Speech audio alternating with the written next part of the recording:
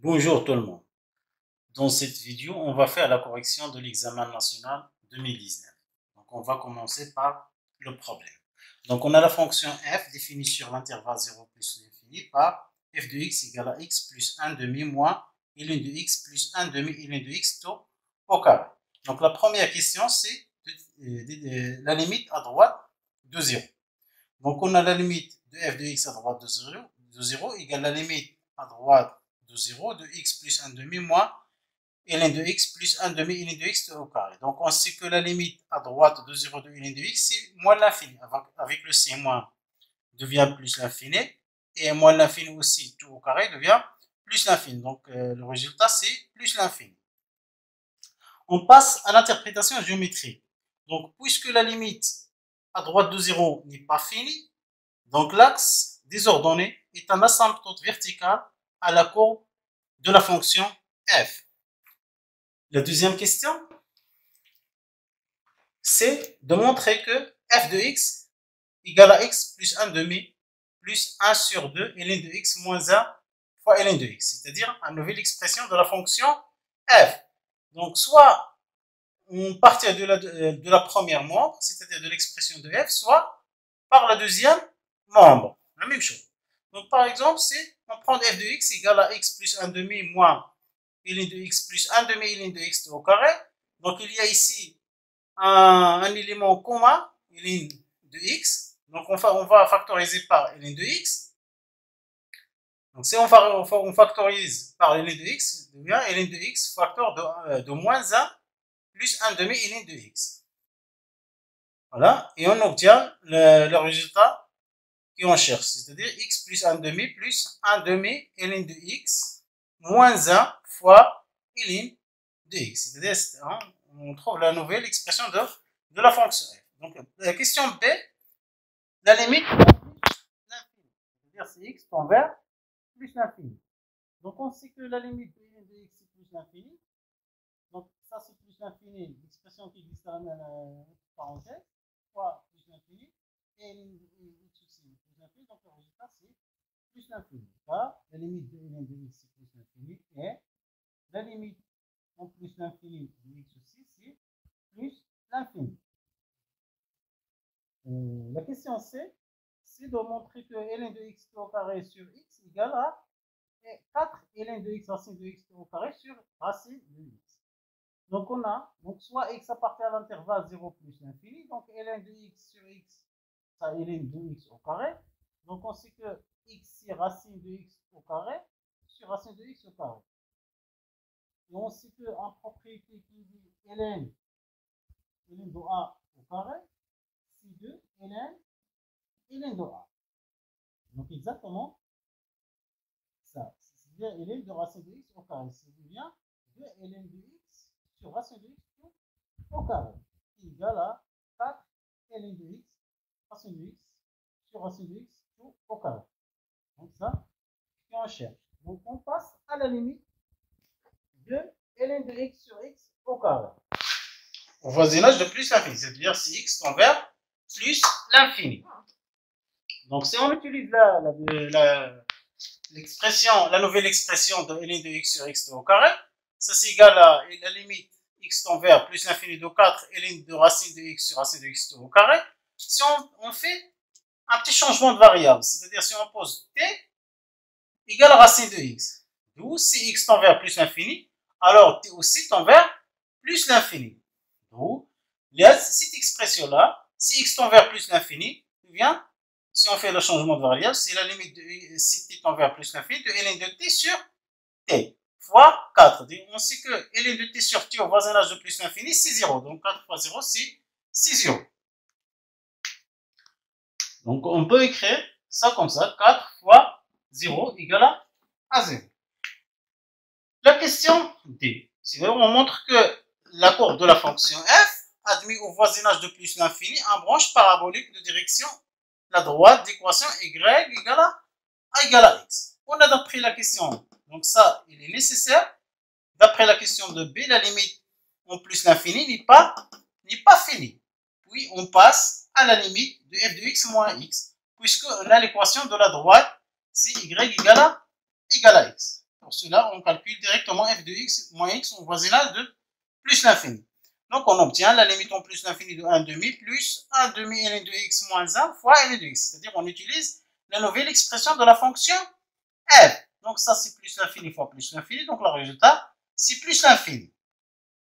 Puisque la limite de ln de x, c'est plus l'infini. D'où, c'est-à-dire, le résultat, c'est la courbe de la fonction f admet une branche parabolique de direction la droite d'équation y égale à x au voisinage de plus l'infini. La question 3, si on montre quel que soit x dans l'intervalle 0, 1, l'expression x moins 1 plus ln de x il est négatif, et si x est supérieur ou égal à 1, x moins 1 plus ln de x il est positif.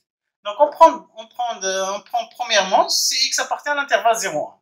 Ça signifie quoi? Que x il est supérieur strictement à 0 et inférieur ou égal à 1. C'est-à-dire x moins 1, il est inférieur à 0. Ça, c'est première inégalité. On sait que quel que soit x appartient à l'intervalle 0, 1, il est toujours négatif. Donc, si on fait la somme membre à membre de deux inégalités, on obtient le résultat qui enchaîne. On passe à la deuxième inégalité. Donc, soit x appartient à l'intervalle 0, 1, ça signifie que si x est supérieur ou égal à 1, donc x moins 1 il est positif. On sait aussi qu'il faut soit x supérieur à 1, c'est-à-dire s'il appartient à l'intervalle 1 plus l'infini, ln de x il est positif. La même chose, si on fait la somme membre à membre de deux inégalités, on obtient le résultat qui enchaîne. La question B, la dérivée de la fonction f. Donc, f' de x, ça, c'est x plus 1 demi moins ln de x plus 1 demi tout au carré prime. Donc, ça, c'est f à la puissance n, la dérivée. Ça, c'est égal. Donc, la dérivée de x, c'est a. La dérivée d'une constante, c'est 0. La dérivée de ln de x, c'est 1 sur x. Fois, c'est 1 demi. Fois 2. Donc, c'est 2 là. Fois ln prime. Fois ln de 2 moins 1. 2 moins 1, c'est 1. Donc, on simplifie par 2. La dérivée de ln de x, c'est 1 sur x. Donc, si on simplifie par 2, il reste ln de x fois 1 sur x. C'est-à-dire, il reste ln de x sur x. On rend ça au même dénominateur, on obtient ce x moins 1 plus ln de x sur x. Et ça, c'est la dérivée de la fonction f que l'on cherche. Donc, on passe à la question 3, le tableau de variation de la fonction f. Donc, on a de la deuxième question, la dérivée de la fonction f, c'est x moins 1 plus ln de x sur x. Donc, le signe de f' est celui de x moins 1 plus ln de x. Car, puisque x il est strictement positif. Donc, on a d'après la question 3, x moins 1 plus ln de x, il est positif sur l'intervalle 1 plus l'infini, et négatif sur l'intervalle 0, 1. Ça signifie quoi? Signifie que f' de x il est positif sur l'intervalle 1 plus l'infini et négatif sur l'intervalle 0, 1. Donc ça, c'est le tableau de variation de la fonction f. Donc, on commence par le domaine de définition. Donc, la fonction n'est pas définie en 0. On fait de droite verticale ici. Donc, f' s'annule en 1. De 0 à 1, il est négatif. Et 1 plus l'infini, positif. L'image de 1, c'est 3 sur 2. Mais on a aussi, n'oubliez pas d'écrire la limite en plus l'infini et à droite de 0. Donc, on passe à la question 3. La question 3, c'est de déterminer, de vérifier que f seconde de x, c'est 2 moins ln de x sur x au carré. Donc, soit x appartient à l'intervalle 0 plus l'infini, la dérivée seconde de x, c'est la dérivée première de la fonction f. Donc, ça s'écrit sous la forme f sur g. Donc, la dérivée de la première fois la fonction qui existe dans le dénominateur, moins la dérivée de x fois x moins 1 plus ln de x sur x au carré. Donc, la dérivée de 1, c'est x. La dérivée de ln de x, c'est 1 sur x. La dérivée de 1 ici, c'est 1 fois x moins 1 plus ln de x. Si on développe, on obtient que x plus 1 moins x, 1 sur x fois x, c'est 1, moins plus 1 moins ln de x, plus, donc ça, on peut simplifier par x, on obtient 2 moins ln de x sur x au carré. Donc, on passe à la question B. On montre que CF admet un point d'inflexion. Donc f seconde, il est positif, ce qui vaut que 2 moins ln de x positif, puisque x au carré est toujours positif. Ça signifie que moins ln de x supérieur à moins 2, c'est-à-dire ln de x il est inférieur à 2, donc c'est-à-dire x il est inférieur à e au carré. Alors, CF, c'est-à-dire le point de coordonnées e au carré et son image, est un point d'inflexion de la courbe de la fonction f. Donc la cinquième question, c'est de montrer que f de x moins x égale 1 demi ln de x moins 1 tout au carré. Donc on a l'expression de f de x moins x, on simplifie ici par x, on obtient 1 demi moins ln de x plus 1 demi. Donc si on factorise par 1 demi, on obtient que ln de x au carré moins 2 ln de x, ça. Donc c'est-à-dire on obtient une identité remarquable, c'est-à-dire ln de x moins 1 tout au carré fois 1 demi. Donc la position relative de la fonction f et la droite delta. Donc puisque quel que soit x dans l'intervalle 0, 1, ln de x moins 1 tout au carré est toujours positif. Ça signifie à quoi? Ça signifie que CDF est toujours au-dessus de la droite delta, quel que soit x dans l'intervalle 0 plus l'infini. Donc on passe à la fonction de la fonction f et la droite delta. Donc pour construire la fonction f, il faut construire les tangentes et les asymptotes. Donc il y a ici dans le point de coordonnées 1 un tangente horizontale, puisque la dérivée première, c'est-à-dire f' de 1 s'annule. Donc ça, la tangente horizontale. On a x égale à 0, c'est-à-dire l'axe des ordonnées est un asymptote vertical. Et on a CF admet une branche parabolique de direction delta au voisinage de plus l'infini. Donc, si on arrive au tableau de variation, on a ici la fonction, il est décroissant jusqu'à la valeur minima, c'est 3 sur 2, puis il est croissant, et il admet ici le point A, le point d'inflexion. Donc ici, point d'inflexion, ICF, tend vers plus l'infini, se forme d'une branche parabolique de direction delta. On passe à la question suivante. Donc la question 6, c'est de montrer que grand H est une primitive de la fonction petit h. Donc il faut faire attention, il faut étudier la continuité et la dérivabilité de grand H. On n'est pas perdu les points. Donc premièrement, on a la fonction x, f de x égale à x, c'est-à-dire x envers x. C'est une fonction polynôme, donc il est continu et dérivable sur 0 plus l'infini. On sait aussi que la fonction ln de x, il est continu et dérivable sur 0 plus l'infini. Donc, puisqu'il est sur 0 plus l'infini, donc la fonction grand H est une fonction continue et dérivable sur R et 3, c'est de 0 plus l'infini, comme le produit et la somme de deux fonctions continues et dérivables. Donc, si on prend d'abord fx dans l'intervalle 0 plus l'infini, la dérivée de la fonction A, c'est la dérivée de x, ln de x moins x sur prime. Donc ici, c'est le produit de deux fonctions. La dérivée de la première fois la deuxième, plus le x fois ln de x, moins la dérivée de x. Donc la dérivée de x, c'est 1, et la dérivée de ln de x, c'est 1 sur x. Donc on simplifie ici par x, il reste 1, 1 moins 1, c'est 0, donc il reste ln de x. Donc la dérivée h' de x égale à petit h. D'où grand H est une primitive de petit h sur 0 plus l'infini. Donc on passe à la question B. Donc on montre que cette intégrale égale à 1 moins 2 par l'intégration par partie. Donc on prend u' de x égale à 1 et v de x égale à ln de e au carré. Donc la primitive de 1 c'est x et la dérivée de ln de x comme une fonction f à la puissance n, c'est 2 fois ln de x fois la dérivée de x. Donc 2 ln de x sur x. Donc les deux fonctions f et v sont dérivables sur 1 et plus l'infini. Donc ça, il est nécessaire dans l'intégration par partie. U' et v' sont contenus sur 1 plus l'infini. Donc d'après la formule de l'intégration par partie, l'intégrale de 1 ln de e carré de dx égale à v fois u moins 2 u fois v'. Donc ça,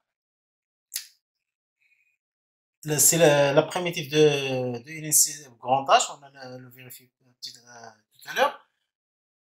Donc ça c'est x moins ln de x moins 1. Et après le calcul, on obtient 2, 1 moins 2. on passe à la question C. La question C, c'est, on lit la question une autre fois, c'est, si on calcule en centimètres carrés l'aire du domaine plan limité par la courbe de la fonction f et la droite delta, il est de droite x égale à 1, x égale à 1. Donc, exactement, donc ici, dans le graphe, c'est-à-dire, on doit calculer cette l'aire entre les deux droites, la courbe de la fonction f et la droite delta.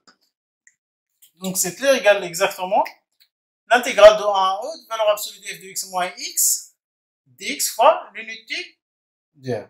Donc, on a d'après la question 5a, f de x moins x est toujours positif sur 0 plus l'infini. Donc, en particulier, il est positif dans l'intervalle 1 à e. Donc, la valeur absolue, il reste f de x moins x. Donc, on arrive à calculer l'intégrale de 1 à e de f de x moins x. Ça, c'est 1 demi et ln de x moins 1 tout au carré. Toujours d'après la question 5b. Donc ça, si on le développe, c'est-à-dire 1 demi fois ln au carré, moins 1 demi fois 2, on simplifie ici, 1 demi fois 2, donc il reste 1, et ln de x plus 1 demi et de 1 dx. Donc ça, c'est, on a déjà le calculé ici, on a déjà le calculé ça ici, ln de x, c'est reste 1. Donc ça, égale à 1 moins 2 fois 1 demi, c'est-à-dire 1 moins 2 sur 2, moins 1, plus 1 demi, facteur de 1 moins 1. Donc après le calcul, on obtient 2 moins 5 sur 2. Et on arrive à l'aire de ce domaine. Donc égal à 2 moins 5 fois l'unité d'air. Et l'unité d'air, c'est I au carré, puisque on travaille dans un repère orthonormé. Donc égal à 1 cm². Donc on passe à la deuxième partie de le problème. Donc soit UN, la suite numérique définie par premier membre c'est 1, UN plus 1 égale f de n, quel que soit n dans n. Donc la première question, c'est de montrer par récurrence que quel que soit n dans n, UN il existe entre 1 et e. Donc on a pour n égale à 0, donc u0 égale à 1, donc u0 il est entre 1 et e. Ainsi, donc la propriété est vraie pour n égale à 0. Donc la deuxième étape, on suppose que n, donc comprendre, soit n appartient à n, on suppose que un il est entre 1 et e. Et on montre que n plus 1 il est entre 1 et e. C'est-à-dire ça, c'est l'étape de récurrence. Donc on a d'après l'hypothèse de récurrence que n il est entre 1 et e. Et puisque f il est croissant sur l'intervalle 1 e, donc f de 1 il est inférieur à f de 1, de e inférieur à f de e, c'est-à-dire il reste dans la même ordre.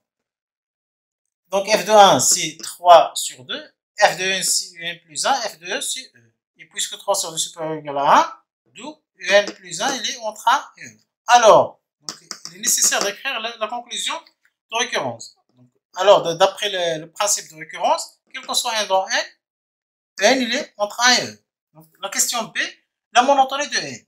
Donc on a en moins 1 égale, donc en on remplace en plus 1 par f de n. Et on a d'après la question B5, f de x moins x est toujours positif, d'où en plus 1 moins n est positif, c'est-à-dire n est une suite croissante. La question C, c'est de montrer n il est croissant. Donc on a n il est croissant et majoré par u le nombre e, 2 il est converge. Donc la question 2, la limite de en. Donc si on suppose que la limite de n elle égale à la limite de n, donc on a un plus 1 égale f de n, et f il est contenu sur l'intervalle 1e, et f de 1e il est inclus dans 1e, car puisque l'image de 1 c'est 3 sur 2 e, donc il est inclus dans 1e, et la quatrième caractéristique, le premier élément il est dans 1e, dans l'intervalle 1e, alors la limite de n, c'est-à-dire le nombre n, est la solution de l'équation f de x égale à x dans l'intervalle 1e. Donc, on a f de x égale à x équivaut que f de x moins x égale à 0. On a déjà d'après la question 5, ça c'est égal à 1 demi ln de x moins 1 tout au carré. Donc ça c'est égal à 0, équivaut que ln de x moins 1 égale à 0. Équivaut que x égale à O. Et puisque e, il appartient à l'intervalle à 1, alors la limite de n, c'est e. Donc, si vous n'avez pas compris quelque chose, n'hésitez surtout pas de me poser des questions dans les commentaires de la vidéo. À la vidéo prochaine, Inch'Allah. Salam alaikum.